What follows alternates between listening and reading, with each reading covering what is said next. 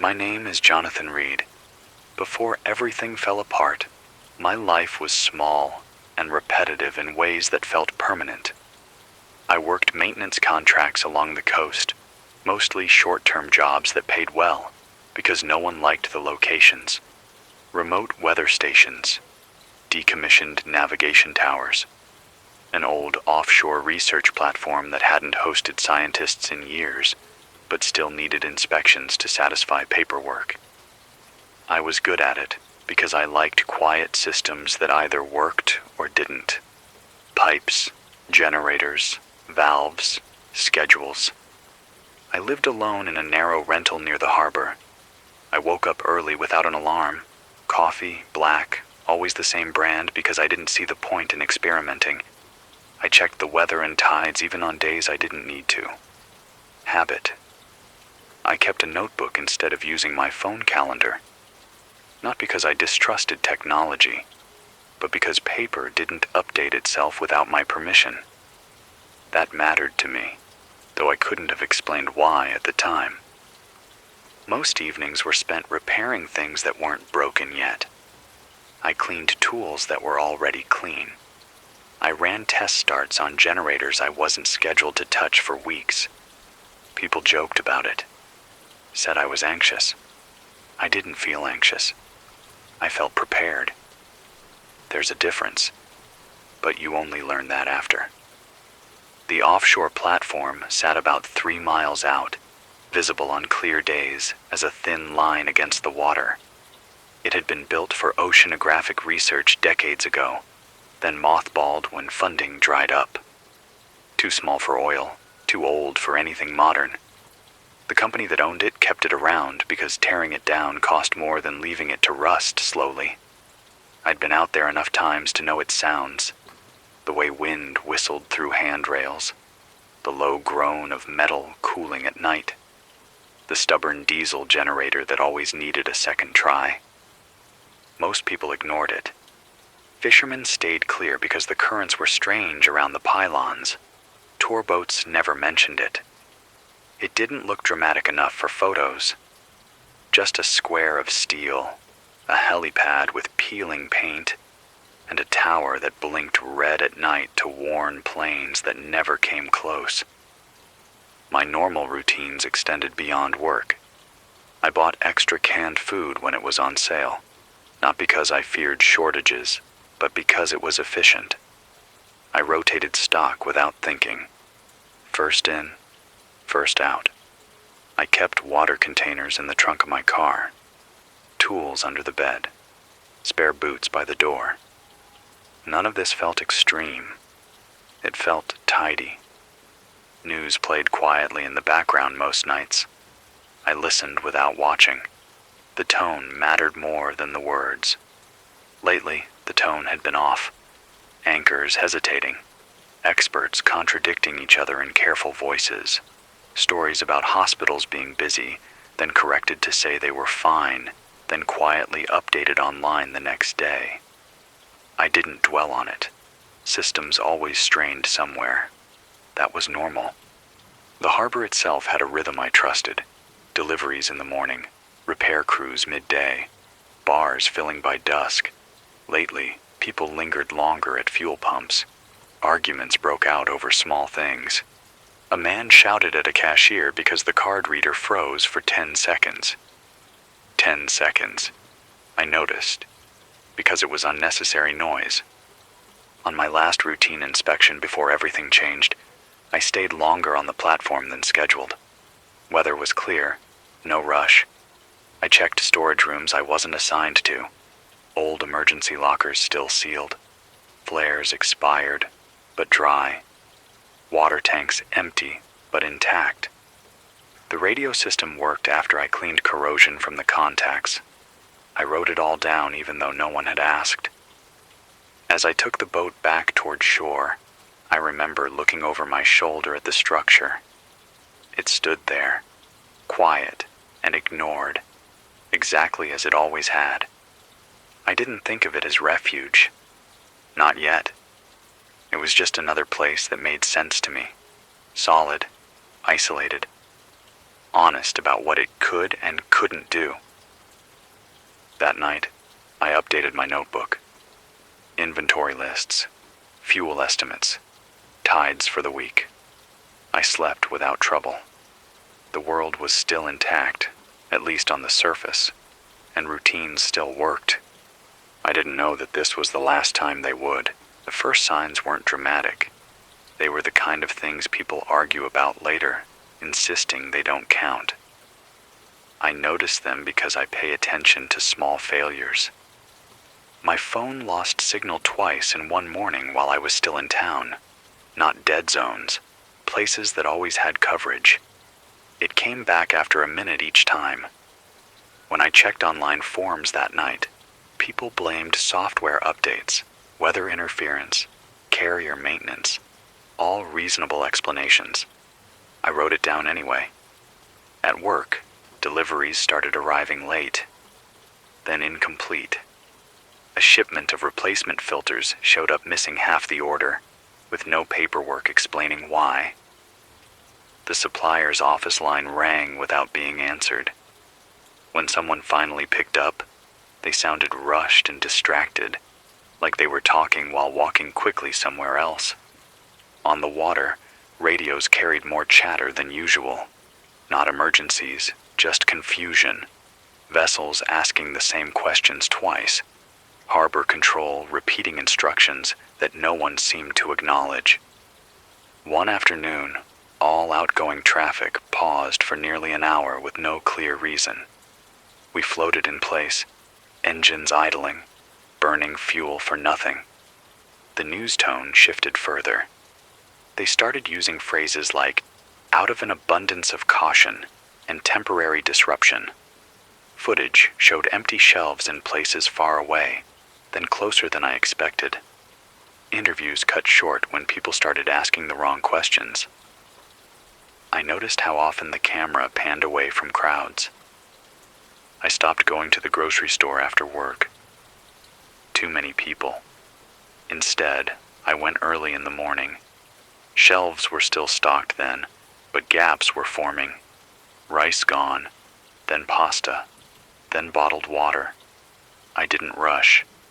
I bought a little extra each trip, careful not to stand out.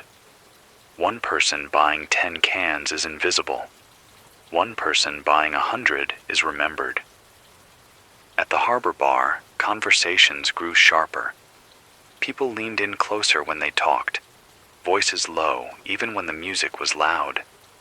Someone said their cousin worked at a hospital inland and hadn't come home in 3 days. Someone else said it was exaggerated.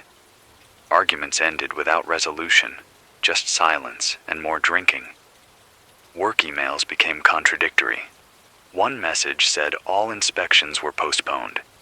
The next said they were critical and mandatory. No one replied to clarification requests. Payroll was late. Only by a day, then 2. I checked my bank account more often than usual, not because I needed the money immediately, but because I wanted to know if systems still agreed with each other. On the platform, I found evidence that someone else had been there recently.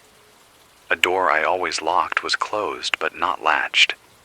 Footprints near the storage hatch that didn't match mine. I felt irritated more than alarmed. Unauthorized access meant paperwork. Still, I took photos. I checked every room twice. Weather forecasts stopped lining up. Offshore reports contradicted coastal ones. One system predicted calm seas, while another warned of high swells. I trusted neither and planned for worse. That habit paid off later, though I didn't know it then. The city announced a temporary curfew to reduce strain on emergency services. It started at midnight. People joked about it online. Memes spread. I noticed how many comments asked whether fuel stations would still be open, whether work counted as an exemption, whether enforcement would be strict. Questions meant people were already testing boundaries. I began staging supplies more deliberately. Fuel cans filled and rotated. Food moved from cupboards into labeled bins. I tested my portable radio every night. I charged batteries even if they weren't low. None of this felt panicked. It felt like correcting drift before it became failure. The most telling sign came quietly. One morning, the harbor was still. No horns, no engines. Just water against concrete and gulls arguing over scraps. Operations resumed later that day, but the pause stuck with me. Systems don't pause without reason. They fail, or they adapt. Pausing means someone doesn't know what to do next. That night, I didn't sleep as easily. Not because I was afraid, but because I was alert. There's a difference. I lay there listening to distant sirens that never seemed to move closer or farther away. I thought about the offshore platform, sitting where it always had, unchanged and unnoticed. For the first time, I considered it not as a job site, but as a place. The shift from strain to failure happened faster than I expected, and slower than people later claimed. It wasn't one moment. It was a sequence of doors closing, each one justified on its own. The curfew moved earlier. Midnight became 10. 10 became 8. Enforcement started unevenly. Some nights nothing happened. Other nights patrol vehicles clustered in certain neighborhoods while others were ignored. People learned quickly where rules applied and where they didn't. That knowledge spread faster than official announcements. Public transit reduced schedules without explanation. Buses arrived full and left people behind. Arguments turned physical. I saw a driver shut the doors on a woman holding a child because he was already over capacity. Someone threw a bottle. The bus pulled away with a cracked windshield. No police responded. At grocery stores, lines wrapped around buildings. Security guards limited entry, not based on numbers posted, but on instinct and pressure. Inside, people moved fast and didn't make eye contact. Shelves emptied in patterns that made no sense nutritionally. Snacks vanished before staples. Pet food disappeared overnight. A man shoved another over powdered drink mix. I stopped going entirely. Emergency alerts buzzed phones with vague instructions. Stay home, avoid gatherings, report symptoms. Symptoms were never listed clearly. Hotlines rang busy, websites crashed, social media filled the gap with rumors and accusations. Everyone had a theory. No one agreed. Then utilities started failing in patches. One block lost power for hours. Another lost water pressure. Restorations came without explanation. Official statements blamed maintenance and high demand. Maybe that was true. It didn't matter. Reliability was gone. Crowds changed. Not everywhere, not all at once, but enough that I noticed patterns. People bunched closer together, not for comfort, but for leverage. Voices rose faster. Small frustrations triggered disproportionate responses. Someone dropping a bag caused a ripple of panic. I saw a man trampled because he bent down at the wrong moment. I avoided the city center entirely. I moved on foot when possible, using side streets and service roads. I carried only what I needed and nothing that drew attention. My posture changed without me thinking about it. Eyes up, hands free, distance maintained. Work officially suspended operations. No timeline, no further instructions. Access badges still worked though. Systems don't all fail at once. They decay unevenly, leaving dangerous overlaps. I took advantage of that. I made one last trip to the harbor office. It was mostly empty. Papers scattered where people had left in a hurry. I printed tide tables and navigation charts while the network still connected. I took spare radio batteries from an unlocked cabinet. I left a note explaining what I'd taken and why, knowing no one would read it. That evening, sirens didn't stop. Not the rise and fall of response, but a constant presence, like a warning tone stuck on loop. Smoke drifted from somewhere inland. The power flickered twice, then stabilized. I used the time to load my vehicle carefully, methodically, weight balanced, nothing loose. Outside, a crowd gathered near a closed fuel station. Someone had spread a rumor that a tanker was coming. People blocked the road. When no tanker appeared, anger had nowhere to go. I left before it found a target. Back at my place, I took one last shower while water pressure held. I ate a simple meal and cleaned up after. Dishes done, trash bags sealed. Habits matter when everything else is uncertain. I stood on the balcony and looked toward the dark line of the horizon. The offshore platform's light blinked steadily, red against black. It didn't change its rhythm. It didn't care about curfews or alerts or crowds. That night, a building 3 streets over burned. No fire trucks came. People gathered to watch, then to argue, then to loot nearby shops while attention was elsewhere. I watched from a distance and felt something settle into place. Crowds were no longer neutral. They were hazards, predictable, but dangerous. I understood that clearly, and once you understand it, you can't unsee it.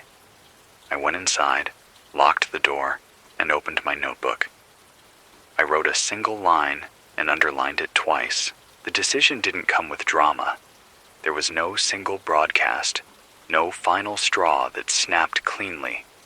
It was a narrowing of options until only one path still made sense. I woke before dawn to shouting in the street. Not close, but close enough to carry. I stayed still and listened. Footsteps ran past my building. A car engine revved too hard and stalled. Someone laughed, sharp and uncontrolled. I didn't look out the window. I already knew what I'd see. Movement without coordination. People reacting instead of thinking. Inside, everything was ready because I'd never stopped preparing. That mattered more than supplies. I didn't rush. I dressed in layers that could be adjusted. Boots I'd already broken in. No logos, no bright colors. I checked my list one last time and didn't add anything new. Adding things at the last minute is how you forget something important. The platform wasn't officially mine. It wasn't officially anyone's, really. That ambiguity was protection.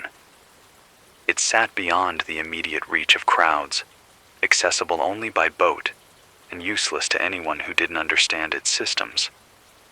That last part mattered most. People don't value what they don't understand.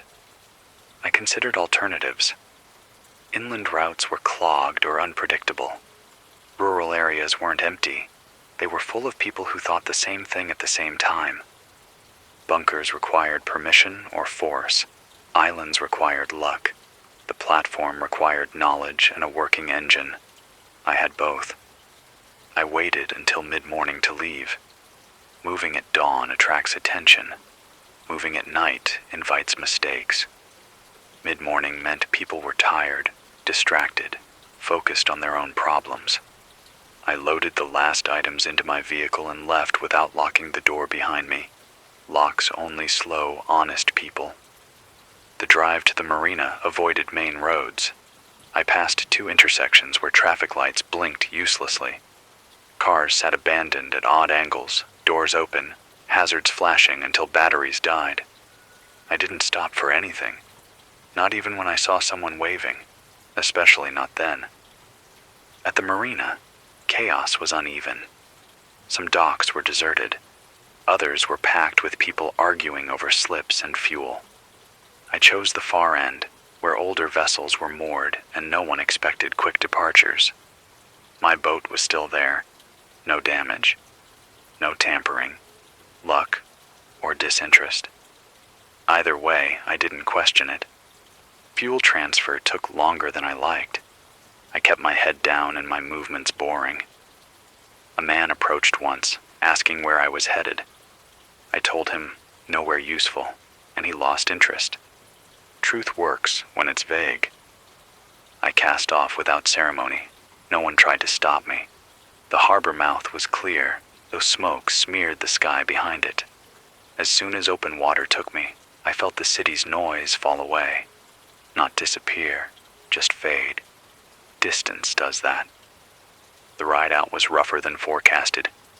Wind shifted unexpectedly, waves slapping the hull harder than they should have. I adjusted speed and angle, conserving fuel. I kept checking behind me, not because I expected pursuit, but because habits die hard. As the platform came into clearer view, I felt a strange calm. It wasn't relief. It was alignment. The choice matched the preparation. That doesn't happen often. Up close, the structure looked the same as always. Rust streaks, weathered paint, the latter scarred from decades of boots and salt. No signs of recent occupation beyond what I'd already seen days earlier. That concerned me, but concern is manageable. Surprise is not. I circled once, scanning for boats, movement, anything out of place. Nothing. The sea didn't care about collapse. It moved as it always had. I secured the boat and climbed, muscles remembering the motion. Each rung felt solid. The platform creaked in the wind, a familiar sound. I paused at the deck and listened. Just wind and water. No voices, no footsteps. Standing there, I understood that this was the point of no easy return. Fuel could take me back, yes, but not without cost and risk. The city behind me wasn't the same one I'd left that morning. It was already something else. I unloaded supplies slowly, methodically, staging them just inside the main access door. I locked it behind me and tested the seal. It held. I took one last look toward shore. Smoke still rose in thin columns. The skyline looked uneven, like missing teeth. I didn't feel guilt. I didn't feel triumph. I felt responsibility for my choices and their consequences. Then I turned inward, toward the platform's dark corridors and waiting systems, and began the next phase. Leaving the shore behind didn't end the danger. It changed its shape. The platform was stable, but my presence wasn't yet. I still depended on the boat, and the boat depended on fuel, weather, and not being noticed. Before I could think about settling in, I had to finish the transition cleanly. I started by moving everything off the deck and into interior spaces. Wind turns loose gear into problems quickly. I used the old freight elevator while it still worked, running it up and down under light load. The motor complained, but it moved. I stopped after 3 trips and let it cool. Machines deserve respect when parts are irreplaceable. Once the supplies were staged inside, I went back out and dealt with the boat.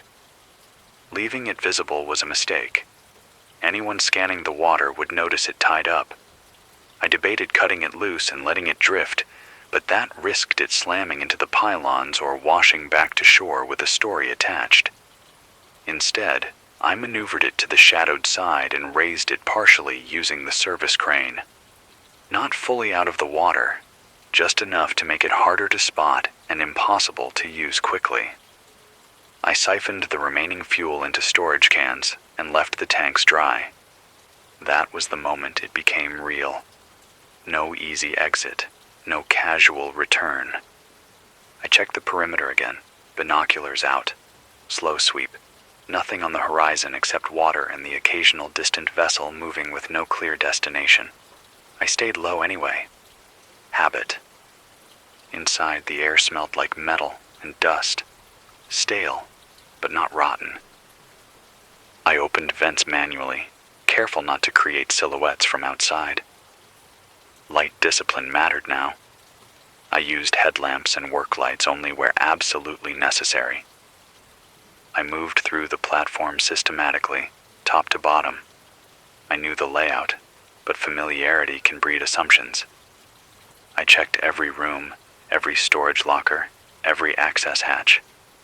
In one of the secondary labs, I found signs of previous scavenging. Drawers emptied, wiring stripped, a broken chair, no recent trash, no footprints in the dust that were newer than days. Whoever had been here didn't stay long. Probably came looking for copper or fuel and left disappointed. The generator room was my next priority. Power meant control. I checked oil levels, coolant, belts. I rotated the engine by hand before attempting a start. It turned smoothly. That was encouraging. I didn't start it yet. Noise travels far over water, and I didn't need power immediately. Instead, I focused on making the place defensible. Doors secured with internal braces. Ladders retracted where possible. Exterior access points locked and then blocked from the inside. I set up simple alarms. Nothing electronic. Lines, weights, things that would move or fall if disturbed. Crude, but reliable. By late afternoon, exhaustion started to creep in. Not physical collapse, just the dull slowing that leads to mistakes. I forced myself to stop and eat. Simple food. Water measured, not gulped. I made notes as I went. What worked? What needed attention?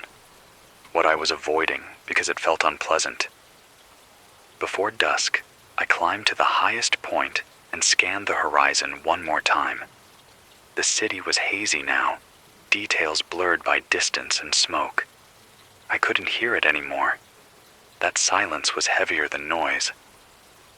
As darkness approached, I sealed myself in. Interior lights only, low and indirect. I chose a room with minimal windows and solid walls for sleeping. I laid out gear with care, placing everything where I could find it by touch. When I finally sat down, back against cold steel, I felt the first real wave of isolation. Not fear, weight. The understanding that no one knew where I was, and no one was coming. I acknowledged it, then set it aside. Feelings are data, not commands. Outside, the platform creaked and shifted as it always had. Wind passed through railings. Water moved below. The structure held. I closed my eyes for a moment, not to sleep, but to mark the transition. Travel was over. Arrival was complete. Now I had to make this place work. Securing the platform wasn't a single task. It was a chain of small decisions, each one reducing risk a little, each one depending on the last. I treated it like any other system. Identify failure points, prioritize, then work methodically until exhaustion forced a stop. I began with access control. There were only a few ways onto the structure, and that was its greatest advantage. The main ladder from the water line, the service crane platform, and a maintenance hatch that connected to an auxiliary buoy I'd never seen used. I focused on making entry slow and loud.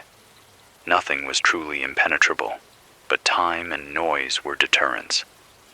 I welded nothing. Welding requires power, light, and attention, all of which I wanted to minimize. Instead, I used bolts, bars, and gravity. Steel plates slid into brackets. Hinges reversed so doors opened inward, making them harder to force.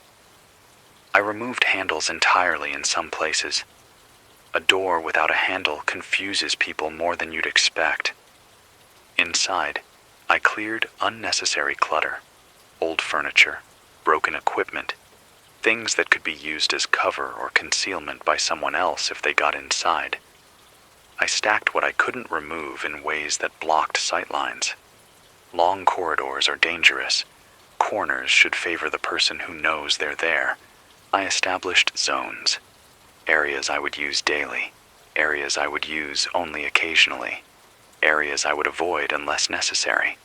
That reduced movement and noise. It also gave me a mental map that mattered more than blueprints. When you're tired or stressed, you move where you're used to moving. I wanted that to work in my favor. The storage rooms were better than I remembered. Dry, cool, structurally sound. I sorted supplies not by category, but by function. Everything needed for water together, everything for power together.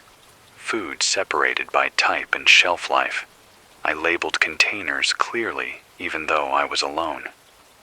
Labels prevent mistakes when your head isn't clear. I found additional tools I'd forgotten about. Manual pumps, spare seals, old personal protective equipment. None of it new, but all of it useful. I inventoried everything, writing numbers down even when estimates would have sufficed. Precision is calming.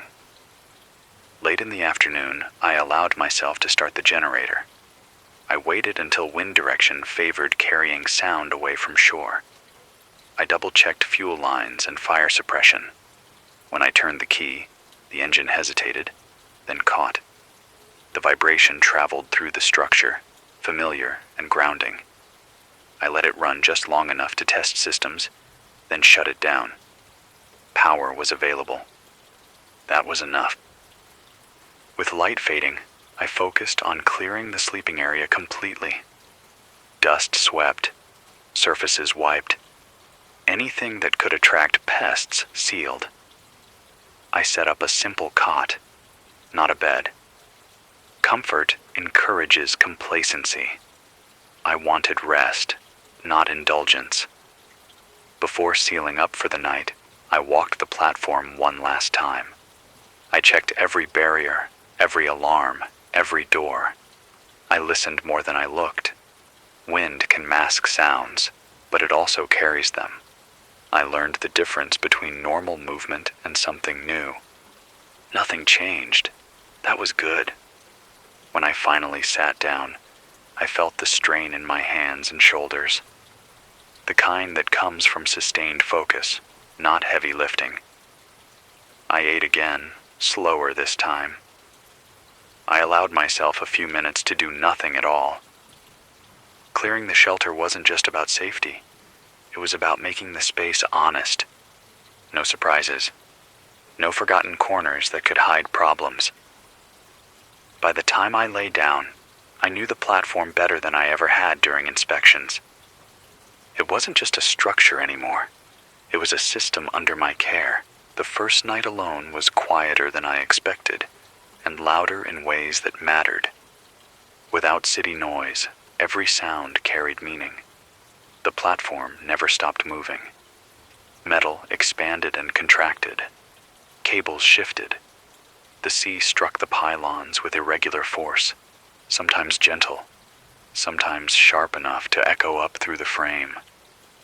During inspections, those sounds faded into background. Now, they demanded attention. I lay on the cot fully dressed, boots within reach. Lights were off. The only illumination came from a faint emergency strip I'd left on low, more for orientation than comfort. Darkness wasn't the problem. Uncertainty was.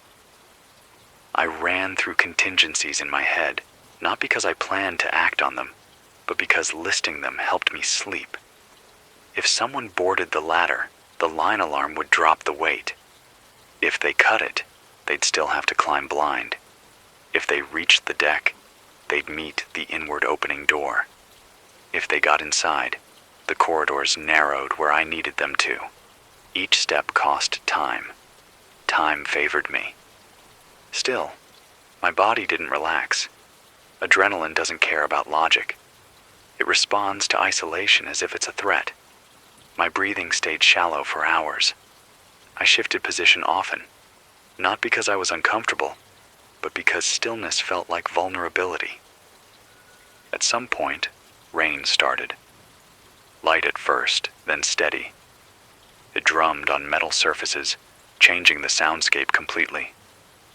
Some creaks disappeared. Others sharpened. Water ran along channels I'd never noticed before. I listened carefully, mapping new patterns in my head. Learning them now would prevent panic later. I must have slept in fragments, short stretches without dreams, broken by moments of alertness. Each time I woke, I checked the same things. Silence, stillness, no new sounds layered over the old ones. That repetition was grounding. Sometime before dawn, the generator's cooling metal made a sharp ping that jolted me upright. My heart rate spiked before my brain caught up. I stayed still, counting breaths until the surge passed. Overreaction wastes energy. I reminded myself of that. When the sky finally lightened, it felt like permission to move. I didn't rush. I sat up slowly, listening again. Nothing had changed. The platform had held through the night, and so had I. I ate a small breakfast standing, facing an interior wall. Windows were still covered. Daylight didn't mean safety yet. It meant visibility, and visibility works both ways. The psychological weight didn't lift with the sun.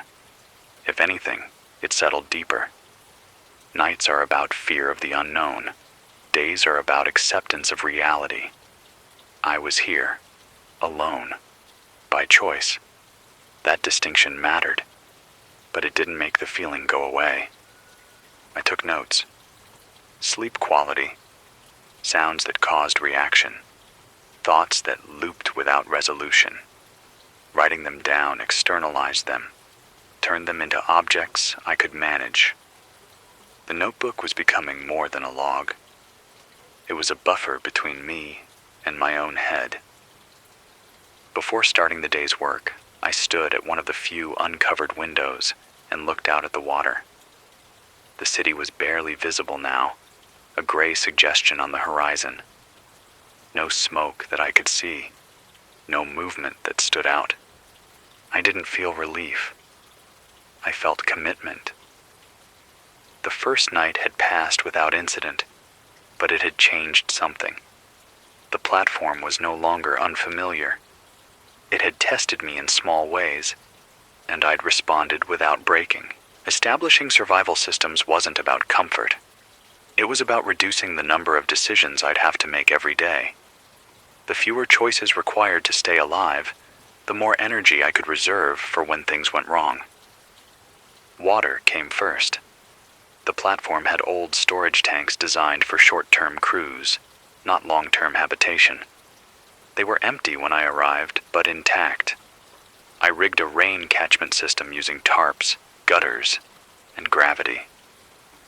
Nothing elegant, just angled surfaces feeding into sealed containers through cloth filters. I boiled the first batch anyway. Trust comes after repetition. I rationed strictly from the beginning, not because supplies were low, but because habits form fast. I measured intake and logged it, how much I drank, how much I used for cleaning. Wastewater separated and stored away from anything potable. I treated contamination as a failure I couldn't afford. Heat wasn't immediately critical, but I planned for it anyway. Nights were already cool, and offshore wind steals warmth faster than you expect. I sealed drafts with insulation pulled from unused panels. I designated one small interior room as a heat zone, where body warmth and minimal fuel could maintain survivable temperatures if needed. Food was straightforward, but psychologically tricky. I organized it by calories and morale. Staples first. Comfort items limited and scheduled. Eating the same thing every day dulls the mind. Variety, even artificial, matters more than people admit. Power stayed minimal. The generator was for emergencies and maintenance only. For daily needs, I relied on batteries and hand crank systems. Light enough to function, dark enough to stay invisible. I ran the generator briefly every few days to keep it from degrading, timing it with wind and weather to mask sound. Access and movement were refined next. I marked safe paths with tactile cues so I could move without light. I kept doors either fully open or fully closed. No in between. Ambiguity causes mistakes in the dark. Waste was managed with the same seriousness as food and water. Nothing attracts problems faster than neglect. I sealed everything, rotated containers, and kept the system boring. Boring is good. By the end of the day, the platform felt different. Less like a temporary refuge, more like an environment I could sustain. Systems don't remove danger, but they make it predictable. That night, sleep came easier. Not because I felt safe, but because I felt capable. Routine arrived quietly, which made it dangerous in its own way. Once systems worked, days began to blur together, and that's when attention slips. I set a strict schedule and followed it even when there was no external reason to do so. Wake at the same time, check water, check access points, eat, work, rest, repeat. I tracked time on paper, not because it mattered what day it was, but because unmarked time stretches and warps your thinking. Hunger showed up earlier than expected, not as pain, but as distraction. My body noticed the reduced intake before my mind did. Tasks that had felt simple took more effort. I compensated by slowing down, not by eating more. Consistency mattered more than comfort.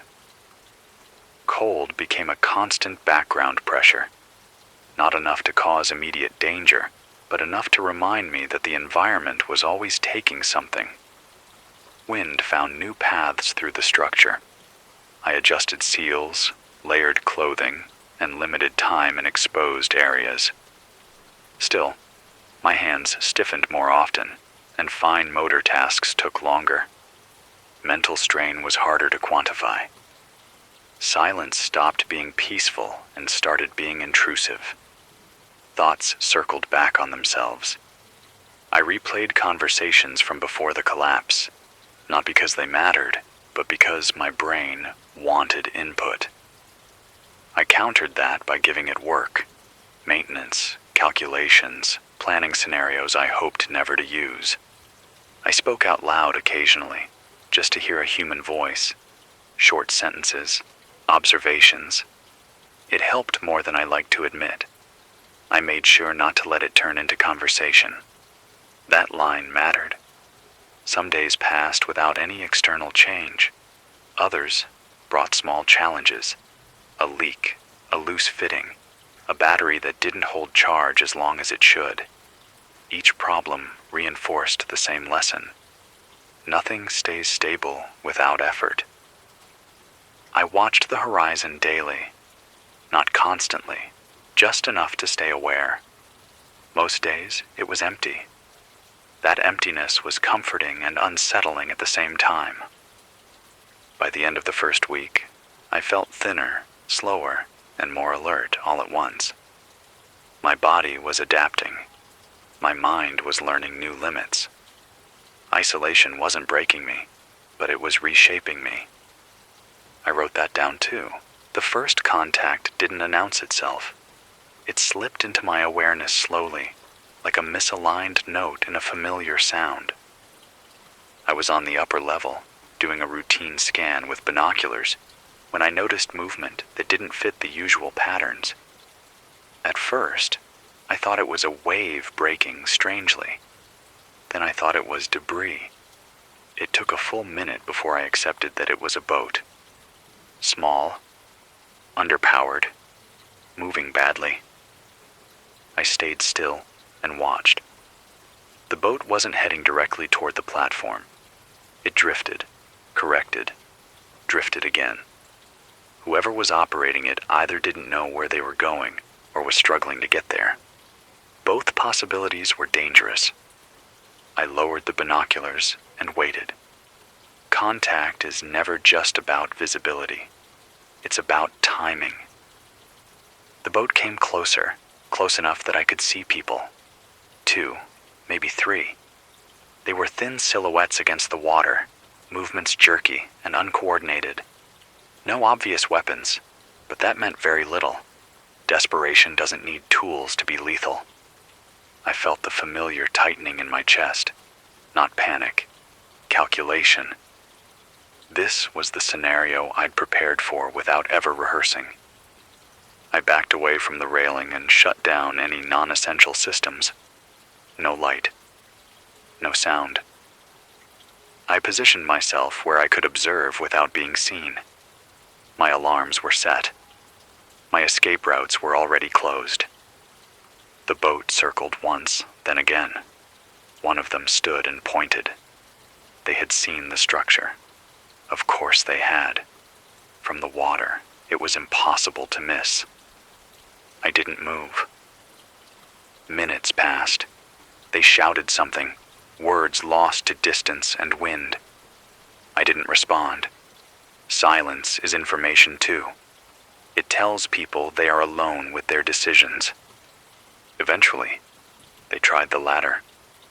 The line alarm dropped its weight with a dull clang.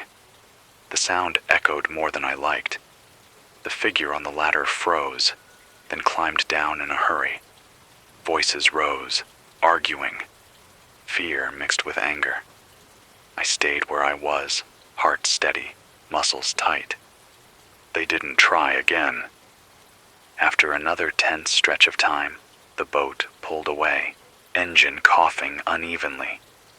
They headed not toward shore, but sideways, as if unsure which direction was safer. I watched until they were distant enough to blur into the water. Only then did I let myself breathe fully. Contact had happened. The platform was no longer invisible. That changed the equation. Not immediately, but permanently. That night, I slept lightly, listening harder than ever before. I didn't rush into change after the contact. Reaction feels productive, but it often creates new problems.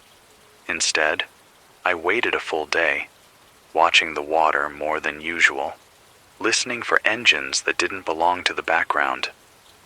Nothing returned. That didn't mean anything. It just meant the window was still open. By the second day, I accepted what the encounter had already decided for me. Isolation had ended. Not completely, but enough that pretending otherwise would be dangerous. People now knew this place existed, and more importantly, that it might hold something worth reaching. I didn't want a group. Groups consume resources, create noise, and introduce variables you can't fully control. But I also understood the limits of one person. Injury, illness, exhaustion. Any of those could end everything quickly. Redundancy matters in systems. People can be redundancy, if managed carefully. I prepared a controlled option. I cleared a secondary interior space near an access corridor and stocked it lightly. Water, basic food, no tools, no access to critical systems. I set physical boundaries that could be closed or opened without direct contact. If someone arrived again, I wanted distance and structure from the first moment. It took 3 days. The boat appeared at dawn this time, larger than the first, but still in poor condition. It approached more deliberately, engine steady, course corrected with purpose. I counted 4 people. They didn't shout. They didn't rush. That restraint mattered. I revealed myself only after they stopped well short of the ladder. I spoke once, loudly, from cover. Clear instructions, simple rules, no weapons visible, 1 person at a time. They followed them, slowly, eyes tracking every shadow. I kept my distance throughout. Trust was procedural, not emotional. I directed them to the prepared space and sealed off the rest. They were exhausted, dehydrated, scared. None of that made them harmless, but it made them predictable. We talked through barriers, names, skills, limits. I listened more than I spoke. People reveal more when they're trying to convince you. I laid out rules clearly. Contribution required. No exploration without permission. No access to fuel, power, or communications. Any violation meant removal, immediately, no debate. I didn't soften the language. Ambiguity invites testing. They agreed faster than I expected. Survival sharpens priorities. By nightfall, there were 4 other people on the platform, contained, quiet, trying not to make mistakes. I stayed awake long after lights were out, listening to new sounds layered over the old ones. A group had formed. Not a community. Not yet. Just a temporary alignment of needs under strict terms. I wrote one more line in my notebook before resting. More people means more risk. But also more time. The test came sooner than I wanted, which meant it would have come sooner or later anyway. Planning rarely changes that. It started with sound. Not close, not loud, but wrong. An engine pushed harder than it needed to, fighting wind instead of working with it. I heard it before I saw anything, a steady mechanical insistence cutting across the water. I woke the others without urgency. Panic spreads faster than information. I gave them instructions they already knew, and watched how they followed them. 2 did exactly what they were told. 1 hesitated, looking for confirmation from the others instead of from me. I noted that. From the upper level, I counted 3 boats, all small, all overloaded. They approached together but not in formation, drifting in and out of alignment like people who hadn't practiced cooperation for long. That made them more dangerous, not less. Groups like that act on impulse and ego. They didn't circle. They came straight in. I shut everything down that could make us visible. No lights, no generator. The platform returned to its natural silhouette, just another dark shape against darker water. I took position where I could observe the ladder and crane access without exposing myself. They shouted when they were close enough. Demands, not requests. Food, fuel, shelter, the usual list. I didn't answer. Silence forces escalation, and escalation reveals intent. One of them fired a shot into the air. The sound cracked sharply, echoing across the water and back. It was meant to intimidate. It did something else instead. It told me exactly how desperate they were. I waited. They tried the ladder next. 2 at once, crowding each other, moving fast. The first alarm dropped its weight. One of them swore loudly. They backed off, argued, then tried again, this time slower. That's when I triggered the second measure, flooding the lower rungs with oil and water. Nothing fancy, just physics. The climber slipped hard, scraping metal on the way down. He didn't get back up right away. That changed the tone. They shouted again, angrier now, voices overlapping. One of the boats drifted too close to a pylon and bumped it, hard enough to spin them sideways. Chaos followed. Orders contradicted each other. Someone fell. Someone blamed someone else. I didn't feel satisfaction. I felt confirmation.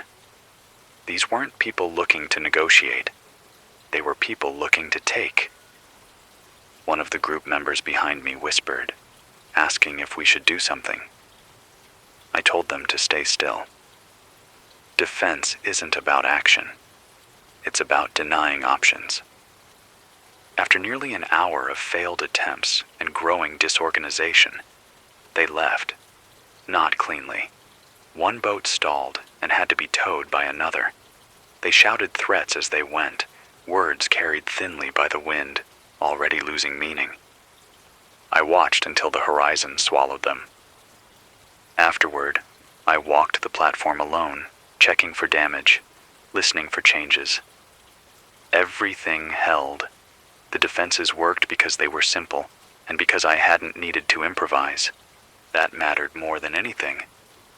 When I finally allowed myself to sit, the shaking came. Not fear, not exactly. Release. The body letting go of tension it no longer needed to hold. The others looked at me differently after that. Not with gratitude, with understanding. Authority isn't claimed in moments like that. It's assigned. That night, no one slept well. Not even me. After the boats left, the platform felt smaller, not larger. Threat compresses space. Every corridor seemed narrower, every sound closer. I didn't let that change the routine. If anything, I made it stricter. We assessed damage together, but I controlled the order and the pace. No one moved alone. No one touched anything without saying what they were doing first. The group accepted that without argument. Fear had reset their priorities. Weather turned against us 2 days later. A front moved in fast, wind rising through the night, rain driven sideways hard enough to sting skin. Waves slammed into the pylons with enough force to rattle fixtures I hadn't heard move before. The platform was built for it, but that knowledge only goes so far when you're inside the noise. Cold deepened. Dampness crept into everything. We shifted into the heat zone more often, bodies sharing limited warmth. That brought its own risks: illness, friction, fatigue. I enforced drying routines, limited proximity when possible, and doubled sanitation checks. People get sloppy when they're cold and tired. Sloppiness kills quietly. Food consumption rose despite rationing. Stress burns calories. I adjusted portions slightly, then compensated by increasing workload to keep balance. People need to feel useful, but they also need to earn what they take. That equation stayed visible. One of them got sick. Fever, weakness, nothing dramatic at first. I isolated them immediately. No debate. The others watched closely, fear shifting shape again. I monitored symptoms, tracked progression, limited contact. It passed after 3 days, leaving exhaustion behind. We were lucky. Luck isn't a plan, but you note it when it shows up. Supplies dipped lower than I liked. Not dangerously, but enough to force uncomfortable math. I revised long-term projections and didn't share the numbers. Hope is easier to manage when it's not competing with arithmetic. I also noticed wear on myself. Slower reactions, shorter patience. I corrected by reducing decision load, more fixed rules, fewer exceptions. Flexibility feels smart, but consistency is safer when resources are thin. The hostile group didn't return, but signs of distant activity increased. Smoke far out on the water, lights at night that moved where they hadn't before. The world wasn't emptying. It was reorganizing. I accepted then that this wasn't temporary. Whatever had collapsed wasn't waiting to be repaired. Infrastructure is fragile because it depends on agreement. Agreement had failed. That understanding didn't bring despair. It brought clarity. Staying hidden isn't about fear. It's about respect for reality. By the time I understood that fully, the platform had settled into a steady rhythm again. Not the old one, a new equilibrium shaped by limits and awareness. The others followed routines now without reminders. They spoke less. When they did, it was purposeful. I spent more time alone again, by design. Leadership requires distance, not emotional distance, but observational. You need to see patterns without being inside them. From that distance, I could tell the group wouldn't last forever. No group does. But it might last long enough. I thought often about the city, but without nostalgia. Cities are agreements made physical. When agreements fail, the structures remain for a while, like shells. Then they empty. Out here, isolation wasn't loneliness. It was insulation. The farther we stayed from the noise of collapse, the fewer variables we had to absorb. Every contact added uncertainty. Every signal risked being answered by someone we couldn't afford to meet. Survival wasn't heroic. It was repetitive and restrained. It meant choosing not to act more often than acting. It meant letting opportunities pass because their cost couldn't be measured in advance. I didn't think about rebuilding. That word assumes a return to scale, to crowds, to dependence. What we were doing was smaller and harder, and it required staying that way. On clear nights, I stood alone at the edge of the deck and watched the water absorb the sky. No lights, no markers, just movement and reflection. The platform didn't belong to me. I belonged to it, as long as I respected its limits. Isolation wasn't an ending. It was a boundary. Inside it, life was still possible. Quiet, constrained, and real. I stayed, because leaving would mean trading known risks for louder ones. I stayed because this place was ignored, and being ignored was the closest thing left to safety. That was the lesson the collapse taught me, slowly and without mercy. Survival isn't about being seen. It's about remaining.